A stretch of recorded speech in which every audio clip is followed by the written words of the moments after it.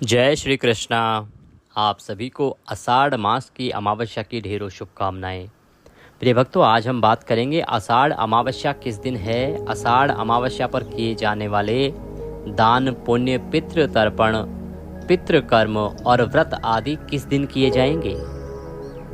इस दिन जो आप पितरों को तर्पण करते हैं, स्नान करते हैं, दान करते हैं, उसका क्या समय रहेगा, क्या विधि रहेगी, क्या नियम रहेंगे, कैसे ये एक दिन आपके जीवन को संवार सकता है। शास्त्र कहते हैं कि यदि आपने एक अमावस्या को संभाल लिया तो पूरा महीना आपका उत्तम ही उत्तम व्यतीत होगा। ऐसा क्यों कहा जाता है? क्या कर्म आपको अमावस्या को अवश्य करना चाहिए जिससे कि आपका अमावस्या से अमावस्या तक पूरा समय खुशियों के साथ बीते, आपके जीवन के सभी दुख नष्ट हो जाएं, समाप्त हो जाएं। और वो कौन से कर्म हैं, कौन से काम हैं जो भूल कर भी अमावस्या के दिन आपको नहीं करने चाहिए। तो इस प्रकार से संपूर्ण शास्त्रीय जानकारी अमावस्या के बारे में आपको प्रदान की जाएगी। जानकारी आरंभ करें उससे पहले आपसे निवेदन है कि कृपया वीडियो को एक बार लाइक अवश्य कर दीजिएगा। अपने पितरों की प्रसन्नता के लिए कमेंट बॉक्स में लिखिएगा जय पितृदेव। अपने जीवन से संकटों को दूर करना चाहते हैं, घर में सब स्वस्थ रहें, सबका स्वास्थ्य अच्छा रहे, दीर्घायु हो, इसके लिए कमेंट बॉक्स में लिखिएगा जय शिव शंकर। भगवान शंकर के आशीर्वाद से आपके पारिवारिक जन स्वस्थ रहेंगे और दीर्घायु होंगे। आप देख रहे हैं देवभूमि ज्योतिष संस्थान का प्रतिष्ठित यूट्यूब चैनल देवभूमि धार्मिक। हम यहाँ पर सभी व्रत और त्योहारों की सही शास्त्रीय जानकारी प्रदान करते हैं। पंचांग और ज्योतिष शास्त्र की गणना के आधार पर बताते हैं कि तिथि कब से कब तक है और तिथि में किस समय आपको किस दिन व्रत करना है, पूजन करना है और क्या शुभ मुहूर्त रहेगा। साथ ही बताते हैं पुराणों में और शास्त्र के आधार पर कि इसके नियम क्या रहेंगे, विधि क्या रहेगी, किस प्रकार से व्रत आदि करना चाहिए, क्या कथा है, क्या महात्म्य है। तो सभी व्रत और त्योहारों की सही शास्त्रीय जानकारी यदि प्राप्त करते रहना चाहते हैं तो कृपया चैनल को अभी सब्सक्राइब कीजिए और बेल आइकन को प्रेस कीजिए। जब आप सब्सक्राइब करेंगे तो वहाँ पर एक घंटी का निशान बना हुआ आएगा, उसको अवश्य दबाइएगा, तभी आपको हमारे सारे वीडियोस प्राप्त होंगे। अन्यथा आपसे वीडियो छूट जाएंगे, जानकारी छूट जाएगी। आइए प्रिय भक्तों, आरंभ करते हैं आज की जानकारी और बात करते हैं आने वाली अमावस्या की। अमावस्या यूँ तो प्रत्येक 30 दिन में आती है, परंतु आषाढ़ मास की जो अमावस्या है, आषाढ़ी अमावस्या, इसकी महिमा बहुत अद्भुत है। प्रत्येक अमावस्या पर आपको अपने पितरों के निमित्त कर्म अवश्य ही करना चाहिए, क्योंकि अमावस्या एकमात्र तिथि है जो पितरों को समर्पित है और ये दिन पूर्ण रूप से पितरों को समर्पित है। इस दिन आपको पितृ पूजा करनी चाहिए और अवश्य करनी चाहिए। पितृ पूजा क्यों करनी चाहिए? क्या वो कर्म है जो आपके जीवन को संवार सकते हैं? प्रिय बंधुओं, ये जो अमावस्या तिथि होती है ना, ये आपके पूरे महीने के सभी कर्मों के लिए एक दिन पर्याप्त है। यदि आपने इस एक दिन को अपने अनुसार, अर्थात जो नियम हैं उनके अनुसार अपने अनुकूल बना लिया, उन नियमों का पालन करते हुए जो जो कर्म बताए गए हैं उन कर्म को आपने कर लिया, तो आपका जीवन संवर जाएगा। इतनी अद्भुत होती है अमावस्या में, इतनी शक्ति है, ये दिन इतना अधिक महत्वपूर्ण है कि ये एक दिन आपके पूरे जीवन को संवार सकता है। यदि आप नियम बना लें कि प्रति अमावस्या आप इन नियमों का पालन करेंगे तो आपके जीवन में कोई दुख न होगा, आपके जीवन से धन संकट समाप्त होगा। अगर आपके जीवन में कोई रोजगार संबंधी परेशानी है, व्यापार नहीं चल रहा है, दूर होगा। आपके यहाँ संतान की परेशानी चल रही है, वंश वृद्धि नहीं हो रही है, वह भी दूर होगा। यदि आपके यहाँ गृह क्लेश चलता है, पति पत्नी में क्लेश चल रहा है, रिश्ते खराब हो रहे हैं, तो वह भी दूर हो जाएगा। केवल एक अमावस्या तिथि को आप संभाल लें, क्योंकि इन सब का कारक कौन है, इन सभी परेशानियों की वजह कौन है? इन सभी परेशानियों की वजह होते हैं आपके पितृ। आपके कुंडली में हो सकता है पितृदोष, आपके पितरों की अतृप्ति और पितरों का नाराज होना। जब पितृ नाराज होते हैं, अतृप्त होते हैं, तब आपके साथ ये सभी परेशानियां आती हैं। देखिए, यूं तो पितृ किसी को परेशान नहीं करना चाहते, वो आपके पूर्वज हैं, वो चाहते हैं कि उनकी संतानें प्रसन्न रहें।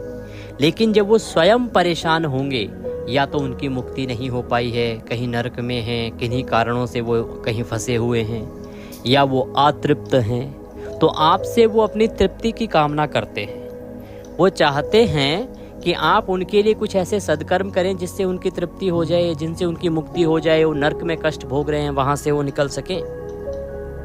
इसके लिए आपको कैसे पता चलेगा?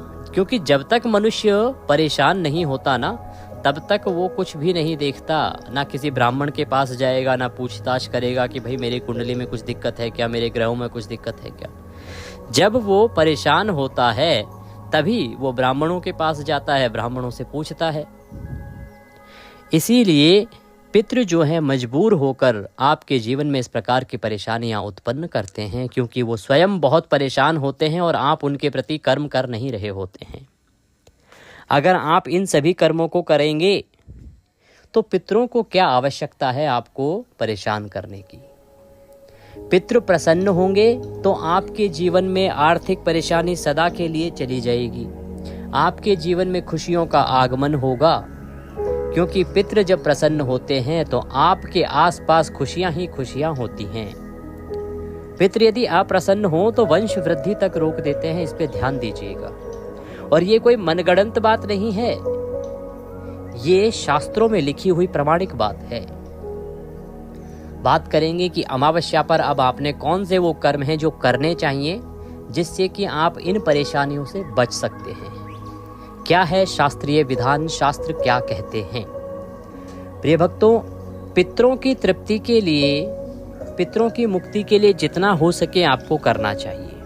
इसमें प्रमुख आता है कि पितरों के निमित्त दान करें, पितरों के निमित्त तर्पण करें, ब्राह्मण को भोजन कराएं। ये सब कैसे करना है इसके विषय में अब हम आपको बताते हैं एक एक करके। देखिए, अमावस्या के दिन आपको सूर्योदय से पहले उठना चाहिए।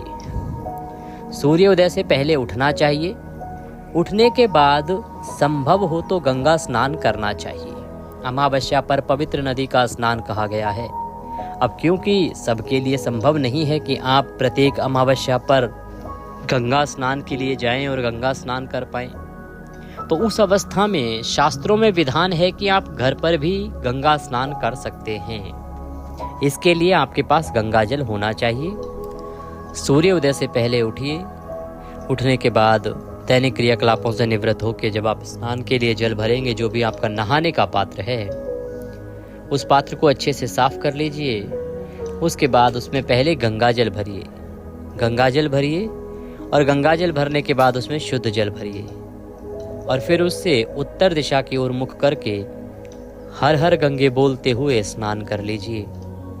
ये जो स्नान है आपको गंगा स्नान के समकक्ष ही फल देगा और इसी प्रकार से आपने प्रत्येक अमावस्या पर करना चाहिए।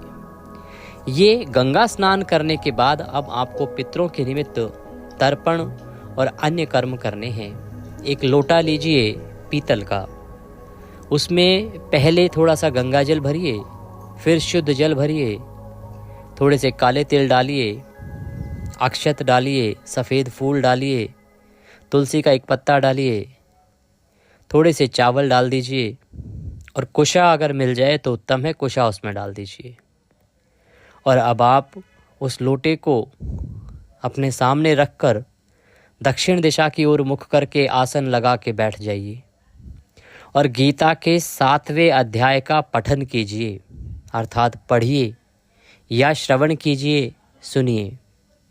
अगर आप पढ़ नहीं सकते हैं, क्योंकि एक तो संस्कृत में होता है, दूसरा सबके पास पुस्तक होती नहीं है, संभव नहीं हो पाता, तो हम आपके लिए प्रत्येक अमावस्या पर गीता का 7वां अध्याय विधि विधान के साथ अपलोड करते हैं। आप उस वीडियो को चलाइएगा और गीता के 7वें अध्याय का श्रवण कीजिएगा। बहुत थोड़ा सा समय लगता है इसमें, अधिक बड़ा नहीं होता, थोड़ा सा समय है। आप गीता के 7वें अध्याय को सुनिए, लोटा सामने रख के और प्रभु के चरणों में मन को लगाते हुए।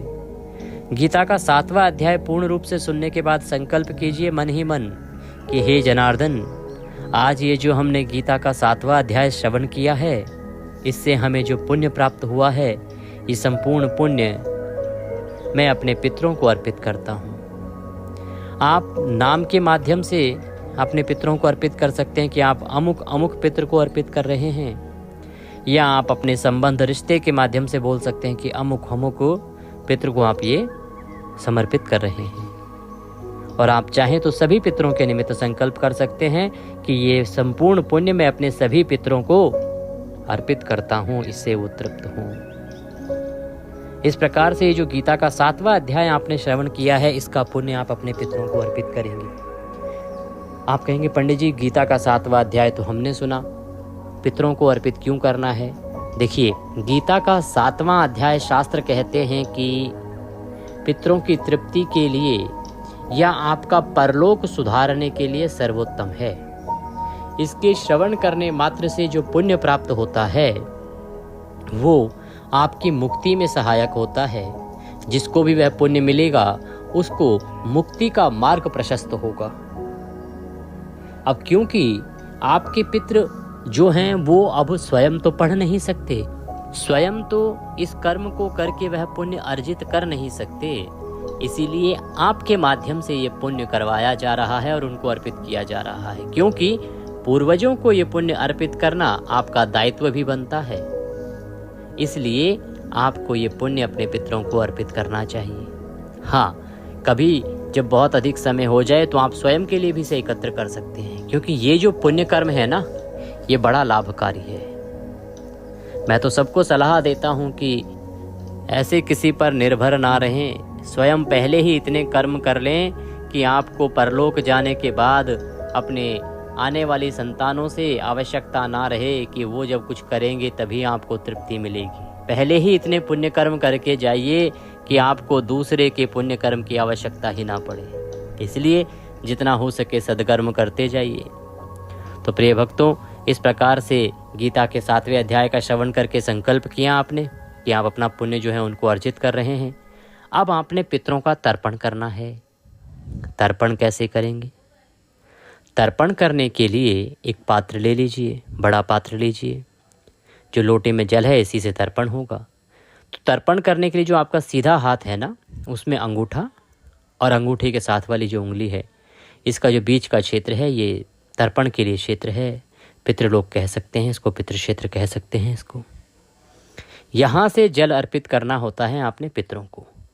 तो दूसरे हाथ में, उल्टे हाथ में लोटा पकड़िए, सीधे हाथ में से आप जल को अर्पित कीजिए पितरों को तर्पण करते हुए, और दक्षिण दिशा की ओर मुख करके ही बैठिएगा, ये ध्यान रखिएगा।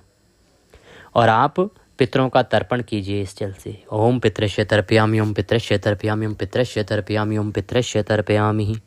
इस प्रकार से पितरों का तर्पण करते हुए आपने जब पितृश्य तर्पयामि बोल रहे हैं, तब आप अपने पितरों को याद कर सकते हैं, उनका नाम ले सकते हैं, उनके साथ जो आपका संबंध है, रिश्ता है, वह रिश्ते के माध्यम से भी आप याद कर सकते हैं। तो पितरों को आपने इस प्रकार से तर्पण करना है इस जल का। फिर ये जल आपने पीपल के वृक्ष पे अर्पित कर देना है। पीपल के वृक्ष पे, क्योंकि पीपल में सभी का वास है और पितरों का भी वास है। तो आप पीपल की जड़ में ये जल अर्पित करेंगे। अगर पीपल किसी के पास ना हो तो आप अन्य पवित्र जो वृक्ष हैं उनमें अर्पित कर सकते हैं। अन्य दैवीय वृक्ष हैं, जैसे बरगद है, आम का पेड़ है, बिल्व पत्र का पेड़ है, इनकी जड़ों में अर्पित कर सकते हैं। ये भी ना मिले तो जो भी वृक्ष मिले उसकी जड़ में अर्पित कीजिए।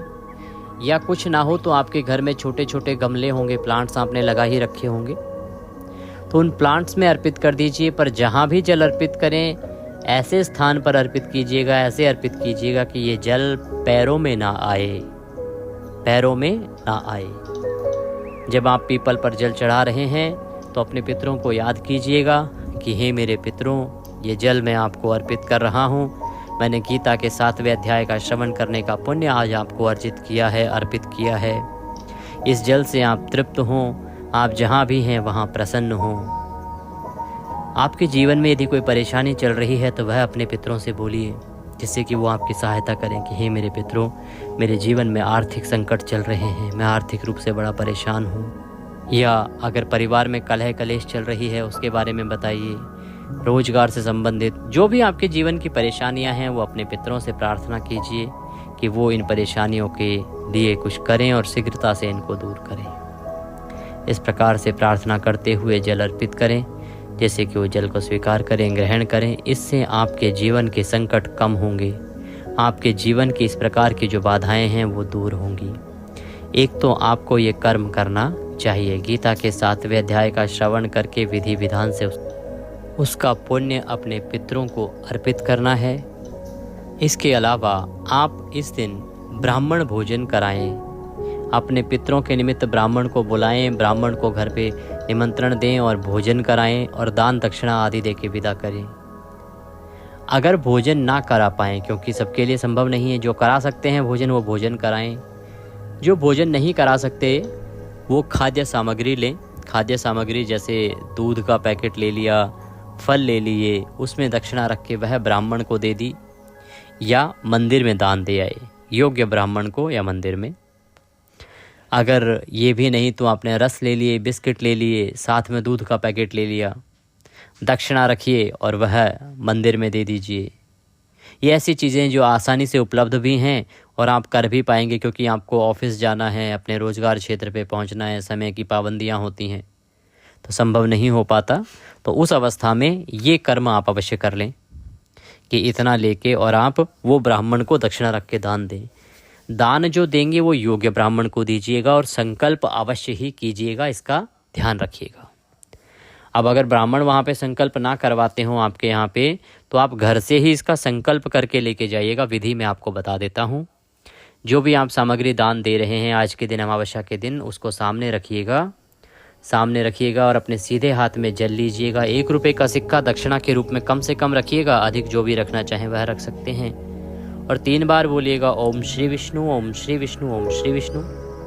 अपना नाम, अपना गोत्र, जिस स्थान पर बैठकर आप संकल्प कर रहे हैं वहाँ का मकान नंबर, क्षेत्र का नाम, शहर का नाम, आषाढ़ मासे अमावस्यायाम पुण्यतिथियों आयु आरोग्यता प्राप्त्यार्थाय, पितृ प्रसन्नार्थाय, अन्नदानम, दुग्धदानम, फलदानम, वस्त्रदानम च रूप्यकम दानम संकल्पम संकरिष्ये। बोलिए सौ श्री विष्णु शरणौ शरणम प्रपद्ये। और वह संकल्प आप चारों तरफ घुमाइए, जो सामग्री है उसके चारों तरफ घुमाइए और छोड़ दीजिए। इसके बाद आप ये जो सामग्री है इसको आप दान दे दीजिए ब्राह्मण को, या मंदिर चले जाइए, मंदिर में दे आइए, या किसी योग्य ब्राह्मण को दान दीजिए। ये जो दान है ना, ये योग्य ब्राह्मण को ही दिया जाना चाहिए, इसका ध्यान रखिएगा। इसके बारे में आगे जब हम बताएंगे तो आपको समझ आएगा कि हम क्यों कह रहे हैं। तो ये कर्म है जो आपको पितरों के निमित्त प्रत्येक अमावस्या पर करने चाहिए। इनको अगर आप करते हैं तो ये आपके जीवन के सभी संकटों को दूर कर सकते हैं। इस दिन सायंकाल को पितरों के निमित्त अपनी रसोई घर में संभव हो तो एक दिया अवश्य जलाइएगा दक्षिण दिशा की ओर। ये आपका कल्याण करेगा, आपके घर के माहौल को ठीक करेगा। ग्रह कलेश है तो उसमें भी बड़ा ही आपके लिए फायदेमंद रहेगा। अब बात करते हैं कि जो व्रत किया जाता है अमावस्या पर, वो कैसे करना है, कब करना है, अमावस्या है किस दिन। प्रिय भक्तों, अमावस्या पर 2 व्रत किए जाते हैं। एक तो अपने पति की लंबी आयु के लिए, पारिवारिक जनों के अच्छे स्वास्थ्य के लिए, जिसमें भगवान शंकर, माता पार्वती का पूजन होता है। और एक अचल संपत्ति के लिए, धन लक्ष्मी के लिए माँ लक्ष्मी का व्रत किया जाता है।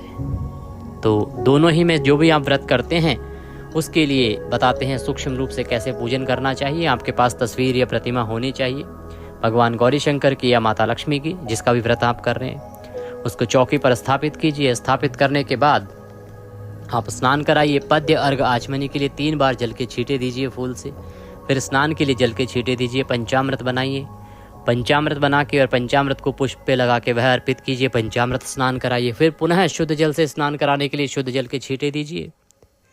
वस्त्र अर्पित कीजिए। मौली का टुकड़ा तोड़िए, अर्पित कीजिए। शंकर भगवान का पूजन कर रहे हैं तो जनेऊ लीजिए, जनेऊ पर तिलक लगाइए, जनेऊ अर्पित कीजिए। तिलक लगाइए, माता लक्ष्मी को तिलक लगाइए, भगवान शंकर माता पार्वती को तिलक लगाइए। तिलक लगा के फूलों की माला पहनाइए।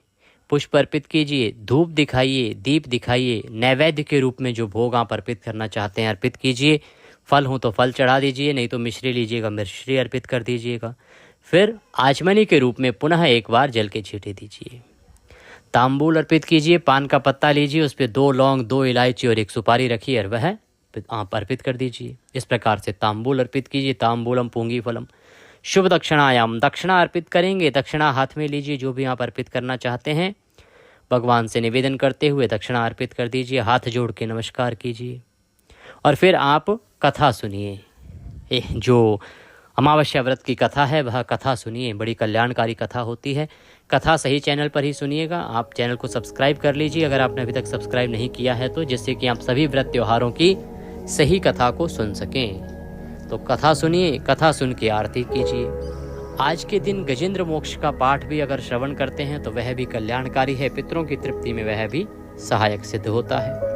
तो इस प्रकार से आपको अपने व्रत का पूजन करना है। पूजन करने के बाद अब आप नियमों का पालन करते हुए दिन को व्यतीत कीजिए।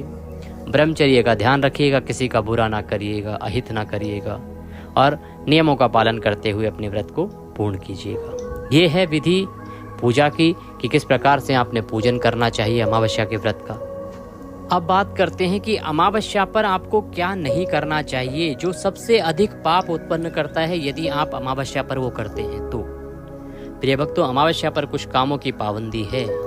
उनमें प्रमुख रूप से आता है कि आपको अमावस्या के दिन किसी भी पेड़ पौधे से फूल पत्ती आदि नहीं तोड़ना चाहिए। कोई फूल कोई पत्ती भूल के भी आप ना उतारें ना तोड़ें, इसका ध्यान रखें। ये घोर पाप उत्पन्न करता है। चाहे ये फूल पत्ती आपने भगवान को ही क्यों ना अर्पित करनी हो, अगर आप भगवान पर चढ़ाने के लिए भी इनको तोड़ते हैं तो भी पाप लगता है। तो भूल के भी किसी भी पेड़ पौधे से फूल पत्ती ना तोड़ें, एक बात। दूसरा, आज के दिन अर्थात अमावस्या के दिन दूसरे का अन्न ग्रहण ना करें, दूसरे का अन्न ना खाएं। बहुत सारे लोग भंडारे में लग जाते हैं खाने के लिए, आपको नहीं खाना चाहिए। अमावस्या के दिन दूसरे का अन्न अगर खाएंगे तो आपको बहुत ही नुकसान उठाना पड़ेगा। नुकसान क्या होगा? जब आप दूसरे का अन्न खाते हैं तो उतना ही पुण्य पूरे महीने का उस व्यक्ति के खाते में, आपके खाते से चला जाता है। अमावस्या के दिन दूसरे का अन्न खाओगे तो अपना पुण्य गवाओगे, इसका ध्यान रखिएगा, ये शास्त्र कहते हैं। इसीलिए तो ब्राह्मण को भोजन कराया जाता है अमावस्या पर, क्योंकि प्राचीन परंपरा है कि ब्राह्मण का कर्म क्या है? भगवान की भक्ति करना और पुण्य अर्जित करना। वो पुण्य अर्जित करते हैं और फिर वैश्य जन जो हैं वो अमावस्या पर भोजन कराते हैं ब्राह्मणों को, और उनका जो पुण्य है वह प्राप्त करते हैं। इस प्रकार से उनकी मुक्ति होती है। इसीलिए कहा जाता है कि योग्य ब्राह्मण को ही आपने दान देना चाहिए, भोजन कराना चाहिए, क्योंकि उसके खाते में पुण्य होगा तो वो आपको मिल जाएगा। अब अयोग्य ब्राह्मण को अगर आप दान दक्षिणा देंगे, उसके खाते में पहले से ही पाप कर्म है, तो आपको पाप ही मिलेंगे, पुण्य तो मिलेगा नहीं। इसीलिए हम कहते हैं कि जो दान है वो ब्राह्मण को, अच्छे सही ब्राह्मण को और कर्मकांडी ब्राह्मण को और योग्य ब्राह्मण को ही देना चाहिए। इसमें कुछ स्थानों पर आपके लिए छूट है, जैसे ससुराल जाते हैं वहाँ खा सकते हैं, कोई दोष नहीं है। भाई के घर खा सकते हैं, कोई दोष नहीं है। बहनों के घर खा सकते हैं, दोष नहीं है। माता पिता से शायद अलग भी रहते हैं, उनके साथ कभी आना जाना हो, खा सकते हैं, कोई दोष नहीं है। इसके अतिरिक्त यदि किसी और का खाएंगे तो आपको दोष लगेगा। ननिहाल में भी खा सकते हैं, उसमें भी दोष नहीं है, पर किसी अन्य के यहाँ पे अमावस्या को आपको भूल के भी नहीं खाना चाहिए। अब बात करते हैं कि अमावस्या कब है। तो अमावस्या तिथि शुरू हो रही है 24 जून को शाम को 6:59 पर और 25 जून को शाम को 4:02 पर यह समाप्त होगी।